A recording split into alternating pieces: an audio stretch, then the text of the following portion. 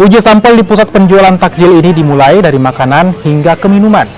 Sampel minuman dan makanan ini langsung diperiksa di laboratorium BPOM. BPOM melakukan uji sampel untuk menghindari kandungan berbahaya dalam makanan dan minuman seperti boraks, rodamin B, formalin, dan zat pewarna pakaian. Dari hasil uji sampel, menu takjil yang digelar BPOM dinyatakan aman untuk dikonsumsi.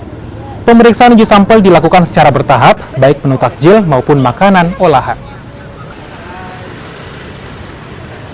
Bapak, jadi ini kegiatan intensifikasi pangan menjelang bulan Ramadan, selama bulan Ramadan dan setelah bulan Ramadan. Ini kami sudah yang ke minggu kedua ya, ini sudah masuk bulan Ramadan, di mana kami juga menguji atau mengecek produk-produk takjil yang dibuat oleh masyarakat, yang dibuat oleh UMKM, apakah produknya tersebut aman dari bahan-bahan berbahaya ya, seperti rodamin B, yellow, seperti itu ya.